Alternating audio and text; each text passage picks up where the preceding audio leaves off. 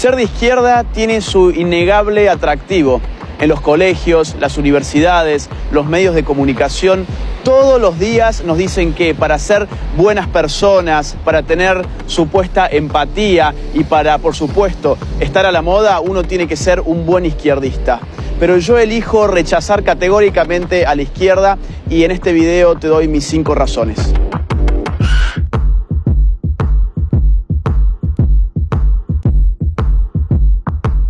Razón número 1.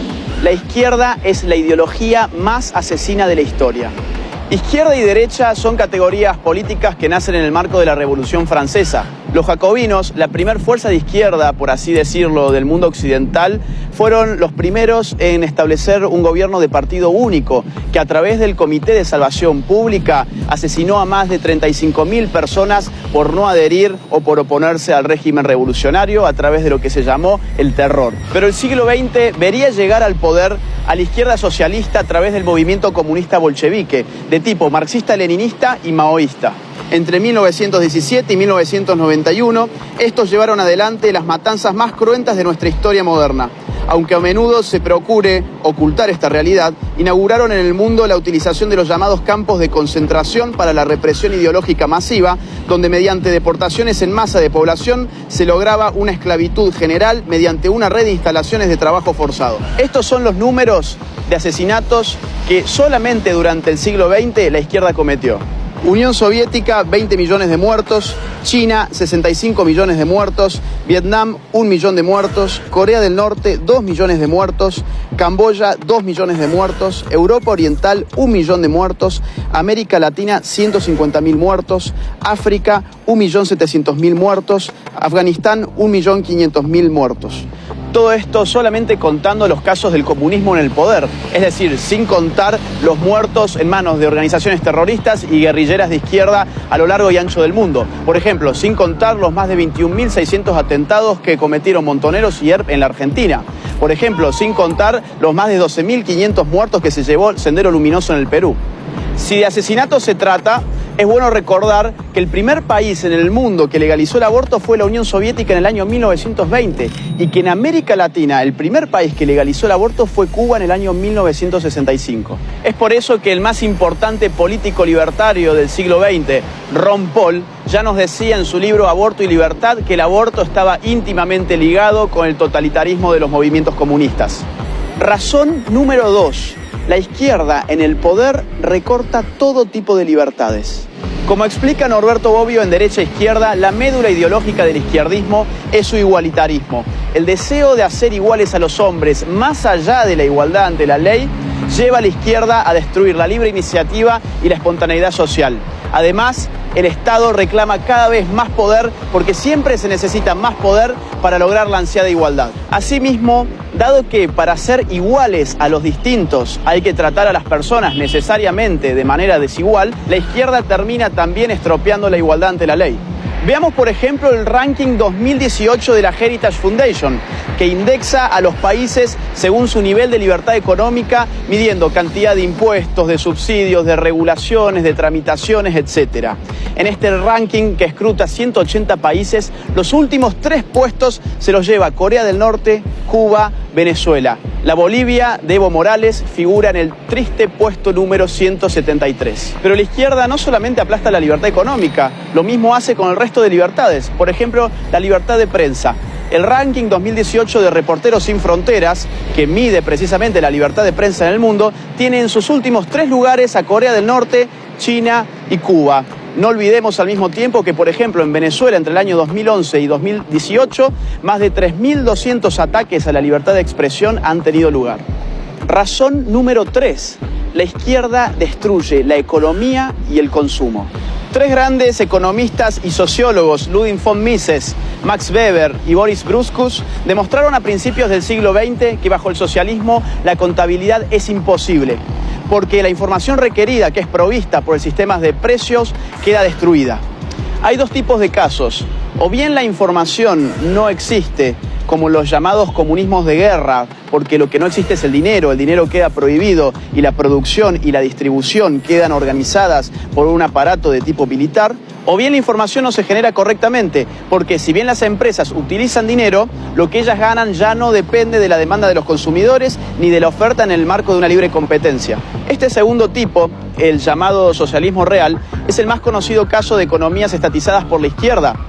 En este caso, las empresas públicas son premiadas monetariamente a partir del cumplimiento de arbitrarias metas de producción establecidas por el propio Estado. Es sabido, por ejemplo, que la Unión Soviética terminó informándose sobre cuánto costaban ciertas cosas a través de catálogos de precios provenientes de los Estados Unidos, ya que el Estado apenas podía lograr regular unos pocos precios que igualmente no reflejaban ni la producción real de los productos ni su necesidad. Esto llevó siempre a estos regímenes a la institución de la cola, para que la gente pudiera conseguir escasos bienes de consumo que finalmente debían ser racionados para que alcanzaran para todos. Así como también se daba el abandono de tiradas enteras de producción sin nunca ser consumidas, o que fuera más fácil para un campesino almacenar tractores rotos que comprar las refacciones. Pero por otra parte, en su ansiedad por igualar, la izquierda termina arrasando con los incentivos económicos que llevan precisamente a los hombres a producir. Esto es muy fácil de entender. Supongamos que Juan gana 10 y Pedro gana 6. Lo que la izquierda dice es, hay que quitarle 2 a Juan para igualarlo respecto de Pedro. El problema es que seguidamente Juan, que ganaba 10, ya no va a tener más incentivos para continuar ganando 10, sino que su productividad va a caer a 8. Y así sucesivamente la torta se va haciendo siempre cada vez más pequeña. Si a la redistribución compulsiva le sumamos un Estado que va avasallando los derechos de propiedad, que afecta a la iniciativa privada, que engrosa cada vez más el sistema público y aumenta sus regulaciones, tal como siempre ocurre en los regímenes de izquierda, lo que veremos afectarse en definitiva y de forma indefectible es la economía. Razón número 4. La izquierda destruye la calidad de vida. Este punto está íntimamente ligado al otro y los datos y los números están a la vista de todos. Por ejemplo, Ucrania. Stalin, entre el año 1932 y 1933, provocó una histórica hambruna en ese país, en la cual murieron de hambre más de 4 millones de personas y para el año 1934 el índice de natalidad había bajado hasta un 40%.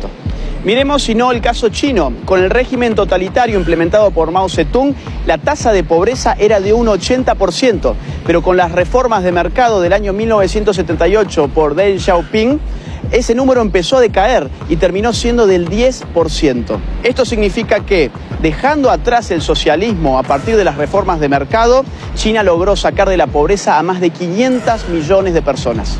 Veamos también lo que sucedió en Cuba.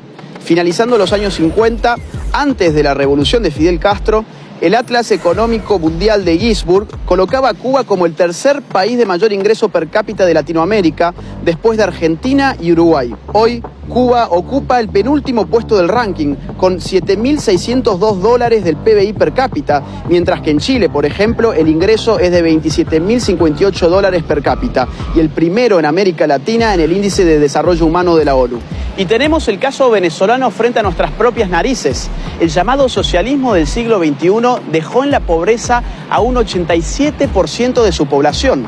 En el año 2017, por ejemplo, el 64.3% de los venezolanos bajó de peso un promedio de 11,4 kilogramos.